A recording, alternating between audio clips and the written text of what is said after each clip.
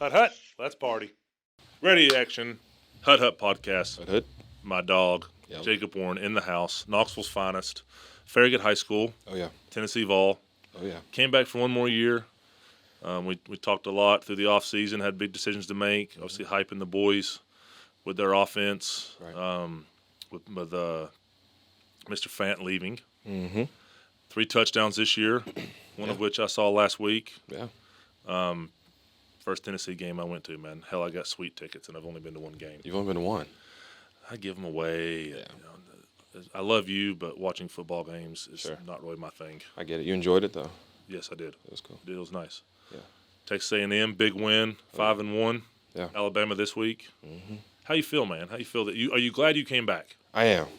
And that's something that I was thinking about the other day. I was just like, I'm happy that things are kind of working out, right? And I'm having some success, and I feel like I'm playing pretty well and doing a good job. And so it's good to kind of see that, the decision was made, and I kind of just put the head down and went forward, and now kind of reaping the benefits from it. So I am happy I came back. I'm having a really good time. Good for you, bro. That's the one thing we talked about, right? Like, make the decision or never look back. Yeah.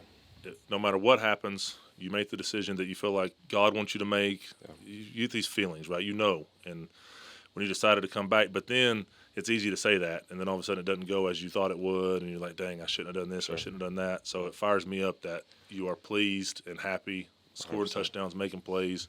You look good out there, bro. Thank you. You look Appreciate good. it. So pro football. Yeah. How many games y'all got left? We have, man, sad I can't tell you. I guess 6 more. Damn. Yeah. Hopefully 3 more after that. But SEC championship game. So this week's a big one, obviously. yeah, big one. Probably the biggest one of the year. Got him last year. Yeah. Brody, God. So Brody was at the game. Yeah. What was he then? He's 15 now, so he would have been, I guess, 14. That is 1 year less than 15. I know, but I'm trying to think of the time of the year. So this exact time last year, what is she at? Kiss Master. Saturday in October. Yeah. Fair enough. I've been hitting the head more than you. I All right, get so it. he's 14 years old. He's there's cigars getting smoked. There's yeah. people going crazy. He's having to protect his mom on the field from Yeah. grown drunk men. But what a cool night. Yeah, it was amazing, man. It really was. That might be I know the 98 National Championship was awesome, but it was in Arizona. Right. Everybody was celebrating in their living rooms. Right. I can't think of a Tennessee moment ever, and I've been here my whole life, that being in that stadium was a more special moment, and you were right in the middle of it. Yeah, right in the middle of it, and it was it was crazy. I guess, yeah, we'll be vulnerable. So I saw a picture of that. I took a selfie of myself after the game. I was driving back in my car, and like for some reason, I remember last year I was driving across the bridge. I looked back at the stadium and just start crying, start tearing up. And it's not that beating Alabama was just the biggest thing to ever happen, but it was just the combination of all the things that were going on, and how much just this place, and not to get sappy either, but how much this place means to me, man, and how much this game means to me, and how big of a game that was for just our team, the confidence, and just kind of going out there and doing something that hadn't been done in a really long time, and just the experience afterwards. I think just the exhaustion and the excitement and probably the cigars, everything just kind of all got to me, man, and just broke down and just had an emotional moment, and that kind of just sums up what that game was for me. Something I'll definitely never forget and have pictures of forever. So yeah, for sure, it was amazing, man. That's freaking awesome. Yeah. Well, here's the deal. So, as most people know that might watch this or know anything about me, obviously I got kicked out of Tennessee, Yeah. right? Was young and dumb, didn't last, but this place is special, and it was a lot. That's why I loved playing for the Buffalo Bills so much, and the Oakland Raiders. It felt a lot like growing up in Knoxville, Tennessee. Right. Like, Tennessee football controls people's emotional state for 4 months a year. It does. And when you grow up in this town, like, people ask me all the time, man, do you wish you could have ran out of the tee? No, because that's not what God had planned for me. Right. And living with regrets and I wish I would-has and all that good stuff is exhausting, and I just don't live that way. Yeah. So, no, I'm glad I played at Marshall University, and it wasn't meant to be for me to play at Tennessee. Sure. But at the same time, I can only imagine how that felt, being a Knoxville kid. You're living here your whole life. Yep. Brody went on a recruiting trip somewhere else last week, Mm-hmm. and it was the first game that me and Alicia went to. Okay. We got some friends there. We're from Knoxville, so we're doing the tailgating thing. I've been a player my whole life, so I'm looking at all these people, and I'm like, holy crap, man, is this what goes on out Like, here? Like, what it do y'all blows do? my mind. I mean, there's 100,000 people going into the stadium, Sure. but God knows how many Knoxvillians are over there just eating out and free about. food, partying that aren't going to the game. Right. So let's just call it 120, 130,000 people Yeah. that are just there. And it just boggled my brain. And I looked at my wife and I said two things. I said, how many kids in this town would die just to go on a recruiting trip to Tennessee one time? Yeah. And this goofball that lives with us, he's run off somewhere else for the weekend, which is it's his experience and he's having fun with it. And Right. you remember those days getting recruited. I do.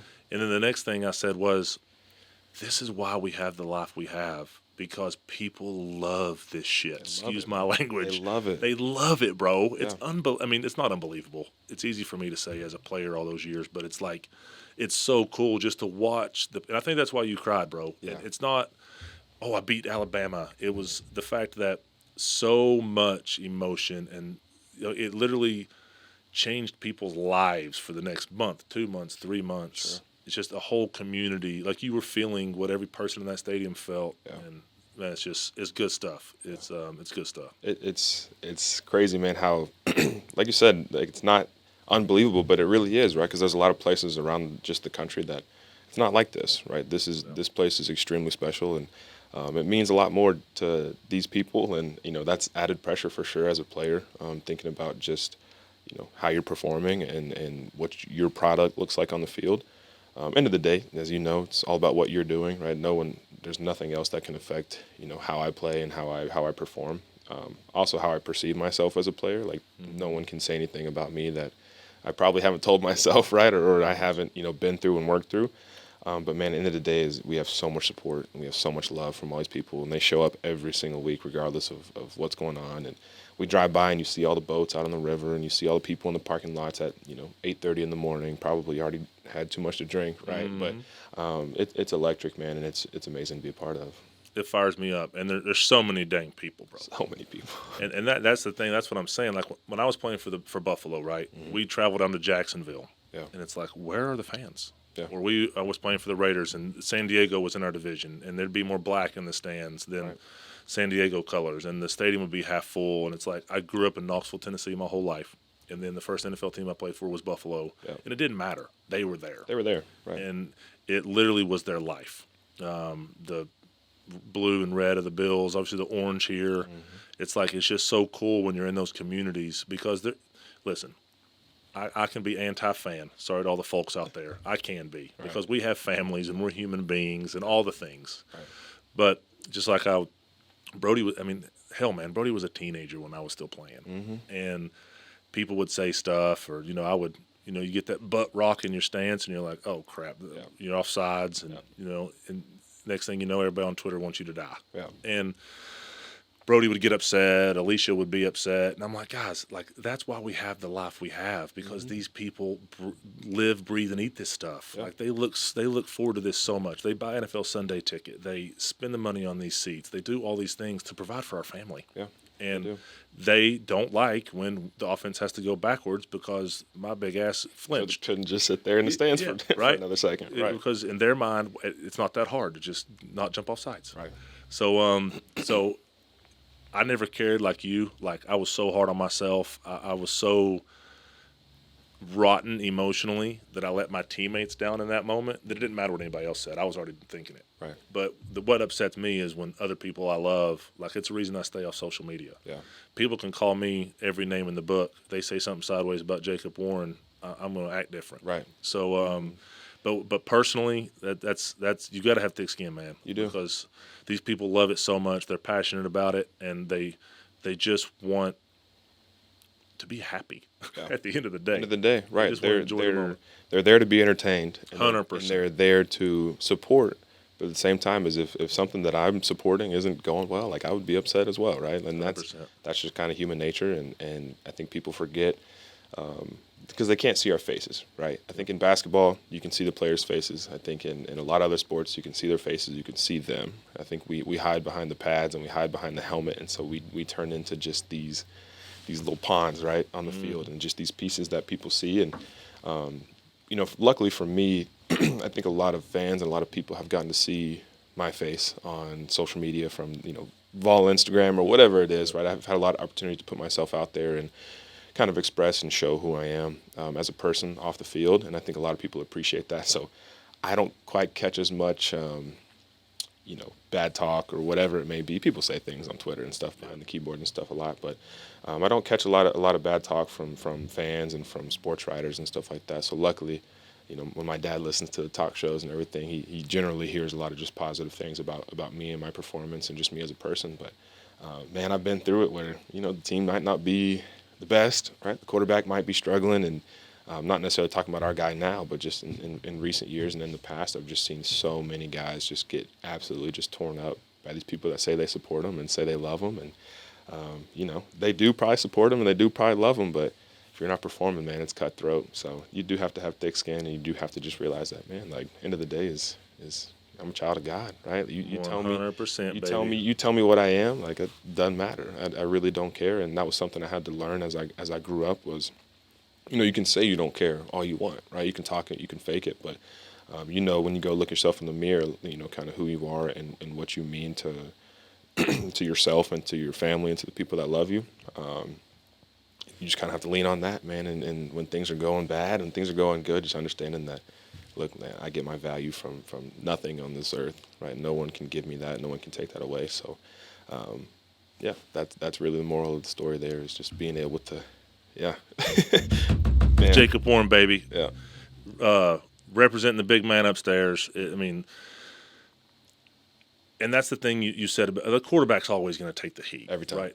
They get credit they don't deserve. They get blame they don't deserve. Right. Quarterbacks and head coaches. That's the way it works. Yep. And that's why, quarterbacks are starting to make $50 million a year in the NFL. They get paid for it. And tight ends aren't. Yeah, right? Right. So, those guys, unfortunately / fortunately, get the blame and they get the credit. Yeah.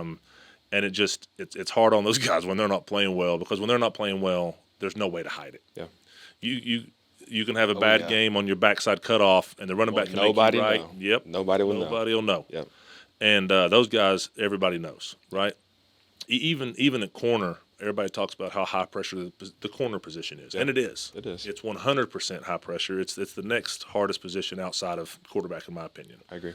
But they can get smoked, and the quarterback throws the check down. They can get smoked, and the quarterback will throw backside based off the progression. And so every time they can occasionally get beat, and thank God the play went the other way. Mm-hmm. At quarterback, you don't have that luxury. Right. Like, every time you fail, everyone notices. Everyone knows. And those guys take the heat. But that's the thing I would just like people to understand is, like, say whatever you want about me. Like, I do care. If you think I'm a good man and a follower of Christ, then I'm impacting the world in a positive way. Of course I care. I don't care what anybody else thinks. That's so much BS. You do care. Everybody cares. Right. Unless you're a narcissist or you're just so ego-driven. Right. But everyone cares what other people think. But as a football player, I wasn't really concerned with all that stuff. But my wife was. Yeah. My mom was. Right. Like, my grandmother was. So that's the thing is, like, number one, you're handsome, you're well-spoken, you're from Knoxville, and you're playing your butt off. So I'm sure your dad's enjoying the talk show stuff. He's loving it. Right. Right? But other times, it's like, man, these like, just imagine yourself being the parent of the guy getting crushed. Yeah. And that's what I, would like fans to think about every once in a while. But just every once in a while. You can let them fly just sometimes. Right? If it's going bad, let it fly, whatever. But end of the day is, man, if you have kids, man, put your kid in that situation. And would you want anybody talking about them? No. Would you talk about them like that? No. So, yep. And listen, there's 19-year-old kids out there. Mm-hmm. And it's you're a grown man. Yep. But in this NFL, fine, they're paying us millions of dollars. Sure. But at the collegiate level, it's like, come on, man. Same respect, it's your job, right? In the NFL, it's your job. And if I'm I don't know what example to use, but if I'm being served, right, at a restaurant and the person doesn't cook my food or something, then it's your job to cook my food, right? No so I can be upset about you not cooking my food or it being undercooked, whatever it may be. So at the NFL, it's your job, but at the end of the day, it's in college, right? Like, we're there to develop ourselves into the best human beings we can be, the best football players we can be. We're not here to entertain you, right? That is what we do, right? 100%. But we're here to play football and to be our best selves and to get as good as we can while we're here, get our education, meet a bunch of people that can help us in the future, right? Like, these are the things that we're here for. And just kind of, it's just kind of a little side thing that it's great that you are entertained by what I do. So, no question. And once again, man, like I was a kid the last time I went to a game, and I'm over there in that environment, and like I knew, because I can remember being 12 years old or whatever, going over there with my dad when the former players would all have their annual game where they'd tailgate and get announced on the field or whatever. So I've been over there my whole life, and obviously went through a lot of recruiting stuff over there over the years. But as a recruit, you kind of go through a different little path, and for sure, just being a fan, so to speak, and just being in the environment, I'm just like, holy moly. Yeah. Like, this place is different. And you, which I'm excited to get to this point, you look at that in a much different light as well. Like, you sit there and you're watching the game, and whatever you are watching, you have an extremely good understanding of kind of what's going on and how things are, and you understand how much the crowd and the environment impacts what's going on the field, and you are able to just take in that moment and be like, wow, this is truly amazing. Like this is something I wish to play, and like I wish I could be playing in this. I know that's how you feel about it. So it definitely is cool to have that perspective on it. But I also am excited to have that perspective of like, wow, I can sit here and just enjoy this game and enjoy this environment and just be a fan of it. Yep. Just to be crystal clear, I have zero interest in playing in that environment or any environment currently, ever again. But yeah, no, for right, sure. Right. I mean, listen, man, like I said, God saved my life. The night I got arrested, it detoured me in a way that was needed, and playing at Marshall was great, but it holds 35,000 people, and they drape the little Marshall M over 5,000 of the seats, and then there's 5,000, so there's 20,000 people there. It's not the same. Right. I loved my time there. For any Marshall fan that's listening, I'm pro Marshall. I love Marshall, but it's not the same. Yeah. There's no, I looked forward to playing the Ohio States or the Wisconsins or whoever. Those were the games I looked forward to, were road games because of the environment. Yeah. And so it's a special place. And when I was there the other day, I'm watching stuff nobody else is watching, bro. And my wife, the fans will be yelling and screaming, and she'll look at me and she's like, "See?" I'm like, "I know, babe, but they don't know. They don't understand. They don't have any idea what's going on." Right. It would be like me sitting down with the chess champion of the world and trying to critique his moves because I moved my horse first. Right. Well, the horse. I'm an amateur chess player. I don't think it's called a horse. What's it called? I don't know, but I don't think it's definitely a horse. I don't think it's called a horse. There's the knight. There's the bishop. What else? What else would the horse be called? I think rook is a word. Rook. The bishop, and then the pawns. Pawns. I used that word earlier. Pawns. All right, the knight.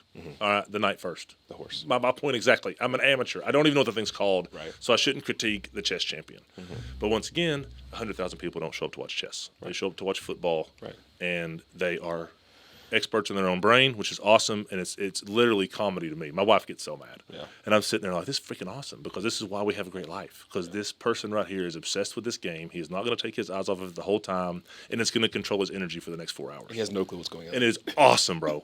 And I'm watching like, oh no, I hope they don't run. Ooh. Yeah.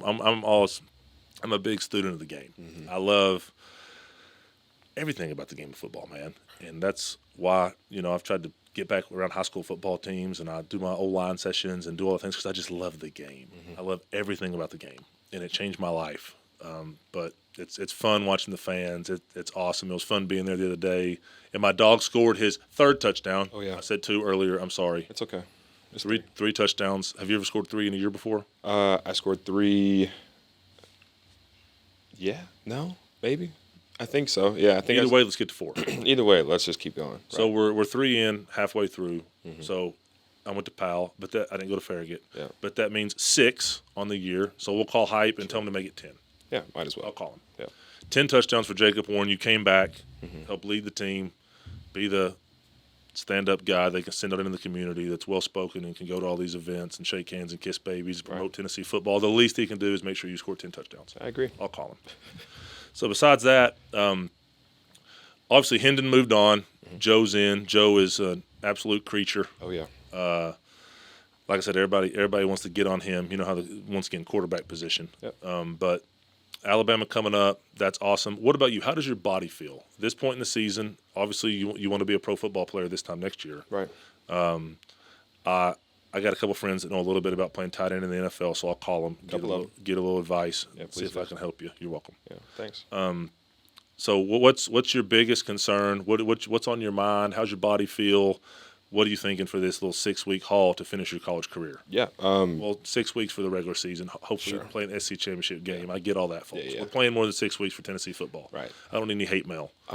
Body, yeah. I think every game, just thankful to come out of it, right, unscathed, right? And I know you're going to have bumps and bruises. There's going to be things that hurt, things that don't necessarily feel great, right? This is my 6th season, in college, right? So I've been playing longer than a lot of the other guys. But, something that kind of just puts it in perspective for me is what my goals are, right? My goal is to have a successful career in the NFL. And right now, I'm 23 years old. I'll never be this young ever again. Then, next year, I won't be a 6-year vet. I'll be a rookie, and I will be expected to have the freshest body out of anybody, right? So I think that just continuing to put my mind there and just, dude, I'm not old. I'm 23 years old, right? Like, I'm fine. Like, I can go out there. I can practice every day. I can compete. Yeah, I get treatment. I take care of my body. I make sure I'm hydrated. I'm eating well. But it's just there's more attention to detail about how I take care of my body now because, come next year, it'll be my job to take care of my body and my job to make sure that I'm able to perform every week. Obviously, there's things that you just can't control and things that just happen. But man, I've been blessed. I've been lucky to stay healthy and be able to feel good going into week 7 of the year. Right. Yep. Well, I'll tell you this. This is the best you're ever going to feel the rest of your life. For sure. So enjoy it. Yeah. Next year, after you finish Game 6, you're staring down the barrel of 11 more games, plus the playoffs. And by the way, you don't get to play UT Martin. Yeah, right. There's no games that I can just not play the second half. Yeah, right. So your perspective's awesome, man. And that's cool you say that because, and I don't want to throw your teammates under the bus, but I say it all the time. If you're born with a penis, you're born with half a brain until you're around 30. Yeah. So you're a 6-year vet, let's just call it. And now, boom, you have 18-year-old kids. Right. Are you at the end of my career? I'm looking at guys. They're saying cap and all this stuff. I don't even know what they're talking about. Yeah. Bro, they're speaking the language that my 8th grader's speaking, and all his buddies around the house. I'm trying to learn the lingo. Trying to figure it out. So do you feel like you feel a little bit like that? For sure. Yeah. Right. Yeah. I think. It's just, dude, these kids, and I think what really gets me is when they'll tell me, or they'll have like a tattoo or something, and it'll say like 2004 on their leg, and I'm like, that's when you were born? And they're like, yeah, that's when I was born. I was like, are you serious? Like, I was born in 2000, right? Which a lot of people, whenever I was a freshman, was like, dude, you're born in 2000s? Like, you're not a 90s baby? I'm like, no, dude, I was born in 2000. So now I just feel like I don't know. It's cool. I think it's great for me as a leader and as someone that has influence and enjoys just hanging out with everybody and being cool with everybody. Because just being honest and being real. Whenever I was a younger guy, there was a couple people that did a good job of trying to make sure I felt at home and make sure I felt included and make sure all that stuff. But, it wasn't necessarily the greatest experience, right? I kind of felt like I had to kind of make my own and find a good group of guys that I could really lean on. And now that I'm older, I'm happy to have the opportunity to, try to impact the young guys. Like we got our young tight end, Ethan Davis, right now. And man, the kid is extremely talented, and blessed beyond belief physically and just athletically and just his understanding of the game and everything like that. But has a long way to go before he's ready to really take the next step and be someone that can be relied on and be trusted and be a true 3-down guy that can do everything. And I'm just happy that he respects me enough to listen to what I have to say, and I'm in a position to where I can kind of instill some knowledge into him and all the other younger guys in the tight end room. But taking that older guy approach and just being a big brother to these guys. And yeah, there's definitely times when I'm sitting there like, dude, I have no clue what you guys are talking about. Like, who are you? And I'm not that old. I'm 23, right? But I do feel like that sometimes. I'm like, bro, who is this? Like, we're listening to music in the locker room or something. Like, I have no clue who this guy is or where he's from or whatever.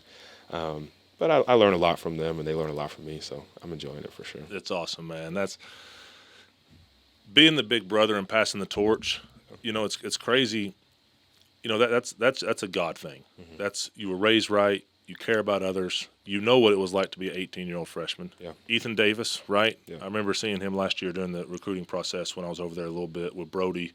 The coach was saying he was a dog. Yeah. Basketball player, right? Like they were talking about his basketball games, how he's just roughing dudes up. Dude, crazy. Yeah. So Ethan Davis, public service announcement, wherever you're at, don't be a dumbass. Anything Jacob says, listen. He's already been there and done it, bro. Like, and he knows, he does. Yeah, I know they loved him. They were high on him. He seemed like a very great, respectful kid, so that's awesome. But that was my thing at the end of my career, man, is like, I'm going to, like Dawson Knox, Kyle Pitts, whoever. Clive Walford when I was out in Oakland, which Clive didn't listen half the time. Clive, if you're out there, get your butt to Knoxville. But anyways, like I wanted to teach them how to steal my job. Right. Like, I'm going to teach you everything I know. Right. There's 31 other teams in this league that are employing NFL players. Right. If you become so dominant that you take my job, good for you, bro. Good for you. Right. And I will be fine because I already made it. I don't need to hold you back from accomplishing the dream that I've already accomplished. Yeah. And end of the day is I look at it as selfish, right? If I'm not making this place as good as possible for when I leave, right? And not that. Oh, did you hear that, Tennessee fans? Listen at him. I can't say that was my mentality because it wasn't. All I cared about was my teammates. But look at you, man. But empower the Vols, baby. It's like, okay. It's because when I come back, I want to see Ethan Davis being way more successful than I was 100%. because there was so much time that I wasted whenever I was younger about just not developing my body right, not taking care of things and not understanding the game well enough. Like I want to come back and see the kid be extremely successful and see that tight end room be, what I know it can be and what it's been in the past, man. Like we've had some extremely good tight ends come through this place and just taking pride in that and just trying to leave it a little bit better than I found it, I think is the motive. 100%. And I was thinking, I got all down a rabbit hole of mental stuff yesterday. Yeah. I went to the FCA banquet, took a bunch of the boys on Brody's football team, and you know who Tony Evans is, Kingdom Man? I don't think so. He's like Billy Graham, bro. Okay. Tony Evans. Cool. Get the book Kingdom Man, read it. Yeah. His son, Jonathan, spoke at the event. Okay. And had some of the high school kids, and of course, they all conned me into spending the night with me on a school night. My wife was not happy when we pulled in the driveway, but I've been in the doghouse before. So we did a little Bible study and talked about the things they learned. And I'm thinking, like, I'm listening to the talk for FCA, and it's like one thing they said that I'll never forget is coaches impact more kids in 1 year than most will in a lifetime. And I feel like veteran players are the same way because when you impact the guy behind you, now he does the same, and it trickles forever. Right. And then Tennessee football is wired right, built right, with dudes that care about each other and want to pass the torch in the right way. Like you're teaching Ethan Davis that's what his butt needs to do when he's a senior or a junior. And that's the way I always felt about it, man. Like, pass the torch. This game is too special. And I'm kidding. Of course, I wanted to help the Buffalo Bills and Oakland Raiders and Marshall and Atlanta Falcons and all that. But my thing was always my teammates. Right. Like, I want to make sure that when they're older players, that they pass the torch so that this game can stay pure and stay what it's supposed to be. And that's a game that changes people's lives as a player, impacts communities, and just thrives for another 150 years. Yep. And I don't think football's going anywhere. But Either. the purity of the game is important to me. And when the men are wired the right way, carry themselves the right way, and pour into each other over anything else, like once you're in the NFL, you have wife and kids and stuff, different story. Yeah. Right now, you owe your teammates, bro. Yeah. And then they owe their teammates when they're in your shoes. So that fires me. How much you weigh in there, big fella? About 252. Ooh. 53. Just kind of depends on the day and how hard the practice was that day. Fair enough. Yeah. Have y'all gotten your, like, human car wash thing yet? No, not yet. My I'll be God. gone before that's here. They're working on it, though. Construction everywhere on campus. But, yeah, they're working on it. There's construction everywhere on campus. Yeah. Not just the football stuff. It's unbelievable. Yeah, it is. So I was over there, like I said, doing the deal with this goofy 15-year-old that lives in my basement. And I'm watching this, and I'm looking like, you got to be kidding me. Yeah. The human car wash and all the recruiting stuff. It's like, You see the little saltwater pod? It's supposed to be like you're supposed to be weightless or whatever in it. I did that one time, and I never did it again. You didn't like it? Like, I'll do the cryotherapy. It's 3 minutes. I'm out. Yeah. But the way my brain works, as you know, after our relationship can't we've just built in a sit short there and time, I can't handle it. Yeah. I would need certain things that I probably shouldn't take to relax for an hour and actually do that. Yeah. But guys love it. Yeah. But, yeah, you just float there and you just kind of play like music. And I'm like, get me out of here. Get me out of It was this the place. worst. Yeah. But you might love it. I probably love it. You're chill. Yeah. You're laid back. Yeah, you legitimately just lay there and float. Yeah. Sounds great to me because I can't float unless there's salt water. I'm too dense, I think. I don't think, You probably are too. yeah. I went to give a little shout out Eddie's Health Shop, my guy here in town. Eddie, where you at, my man? So we went over there and did a little assessment the other day, and I hate when I call myself fat because I'm still put together pretty good for like normal people. For sure. But for me, I feel fat, and I don't feel great. I was so diligent about my body for so long because I had to be. Right. My family counted on it. Whereas now it's like, man, as a Triple F owner, I don't have to be under 15% body fat to run Triple F. At all. But I went to the Bod Pod and took a couple of the high school kids and just kind of trying to track Brody's stuff as he grows, make sure he doesn't get too big. So I'm just a gigantic man. Yeah. Like Eddie's like, holy moly, look at that. It was almost bad because I stopped my diet immediately and gained 5 pounds back. But it's like, it's crazy how you can be 252 and look like that. And I'm 285-ish. Sure. Yeah, sure, right. I'll get on the scale downstairs, see what I really am. Yeah. But yeah, man, it's crazy just how, like, I'll go to church, Shoreline Church, Jason Hayes, another shout out, my guy. So I'll go to church, and I always kind of try to get there and sneak over to a corner. Yeah. Because I hate feeling like the person behind me can't see over me in church. Oh, yeah. And and every time we stand up to sing, I just look around, and I'm like, I'm a circus creature. Yeah, you guys good? Like, there's no one else here that's like this big and ugly. Yeah.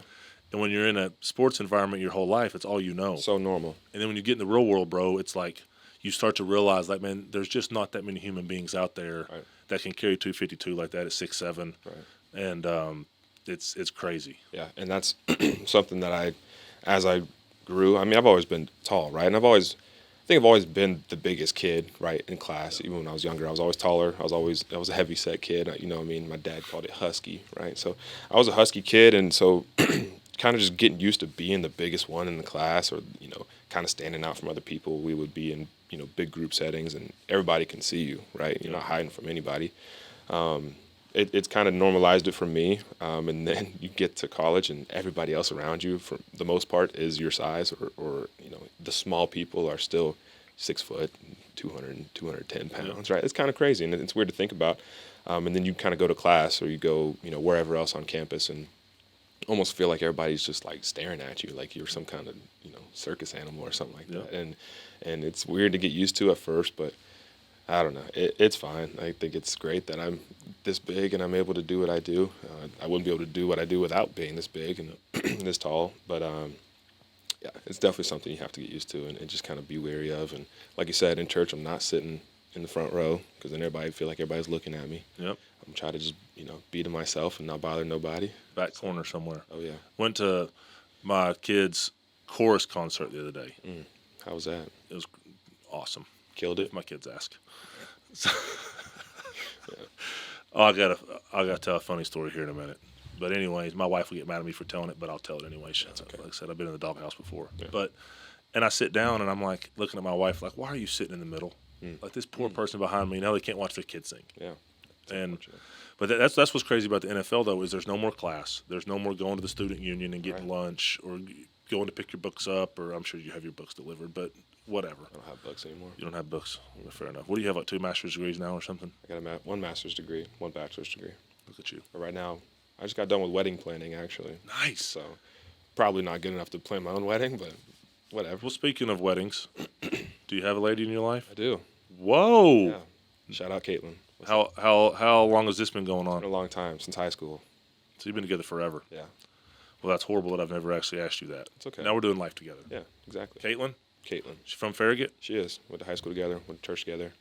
She's a nurse now in Chattanooga. So she actually just got a promotion.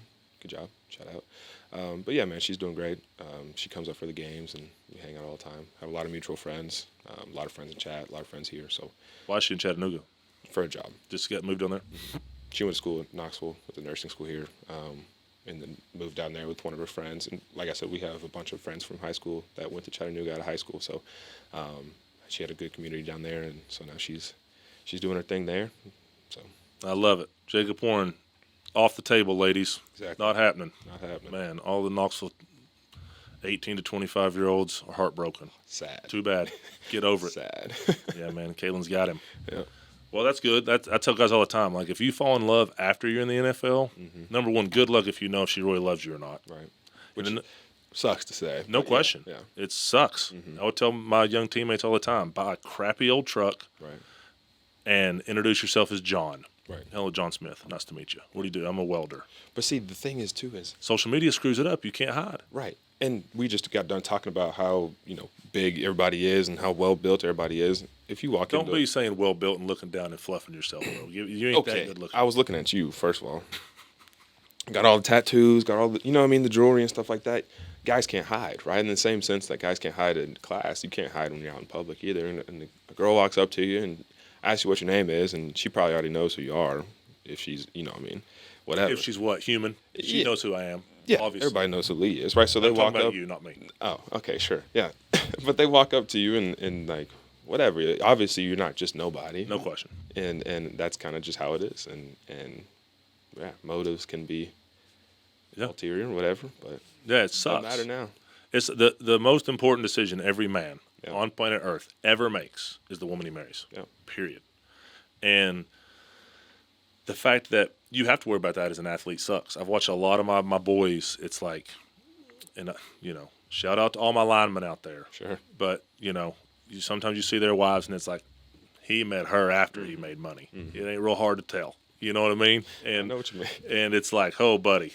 But, most of them are still together, thank God. Thank the good Lord. Yeah. But it's like, it's just hard, man. That's why I'm so glad. Like, I was donating plasma to pay my mortgage. I won't call it the hood, but it was close enough. Sure. In Huntington, West Virginia. Yeah. Married to my wife, raising 2 kids. And I was the guy that got arrested, got kicked out of school. And everybody said I was failing. Yeah. And she was right there the whole time. Right there with you, man. And that's my dog. Yeah. So the fact that you're a high school sweetheart, it's a lot like me and Alicia, man. We've been doing life together forever. And like I said, talk about Lee Smith all you want. Just pray Alicia Smith don't see it. Right. Because bad deal. Bad deal, baby. Oh, my goodness. Yeah. Well, that's awesome. So got a lady in your life. Been with her forever. Good for you. That's big time. Thank you. So you know where you're going to move back home. Y'all want to live in Knoxville the rest of your life? I don't know. Maybe later down the line, when things kind of get to it, ready to actually be somewhere forever. Like I said, I love the place. I also really love Chattanooga. I don't know how much you've ever been there, but it's a really cool city. A lot of good eats, a lot of good places to go hang out, shop, do all the things I like to do. So I don't know. It just depends. Obviously, the next few years will be in and out of wherever we are and whatever I'm doing. But would love to get into a career and maybe be around Knoxville for sure. Yeah. That's the thing, man. Like I was telling one of our kids at Bearden the other day, that's where Brody goes to high school. So naturally I'm over there. And which Bearden over Farragut, don't know that, but we don't have to talk about it. It's fine. I just wanted to address it. Eddie Courtney is my dog. Shout out to Eddie Courtney. Mine too. For the record, I live in the Bearden school zone. All right. Sure. Gotcha. So I was a pal boy, married my high school sweetheart. We move over here, and we live in the Bearden school zone, bud. I love Eddie Courtney. That's my guy. Yeah, that's fine. Yeah, sorry about that. It's okay. So now Brody will have to just carry a little Bearden love over to UT. Yeah, that'd be great. So maybe. Yeah. Hype. You can wine and dine him all you want. It's up to him. I got nothing to do with it. That's how it should be. But yeah. So that's the thing is like, you just never know what God has planned, man. Right. Like you're gonna go play God knows where. Mm-hmm. Maybe you play for one team for 10 years. Maybe you play for 6 teams. And who knows what city you and her are going to fall in love with. Does she want, if you're in the NFL this time next year, is she still going to be working in Chattanooga? She can work wherever. And I think, we've had that conversation of, like I said, she just got a promotion. So she'll be working there for her contract or whatever. But, Yeah. I mean, dude, nurses are needed everywhere. Yeah, right. And so I don't think she'll have a problem finding a job. She does really good work, and she's really good at her job. So she can find a job pretty much wherever. And, we're both very much family people. We're very much, homebodies. And so I think being, somewhere near the people is definitely important. But, yeah, like you said, we might end up falling in love with somewhere and just want to stay. And that's just kind of where we're at. So. Yeah. That's like Rich's wife, Amanda, who runs Triple F for me. She's a nurse. Yeah. And like she can get a job tomorrow.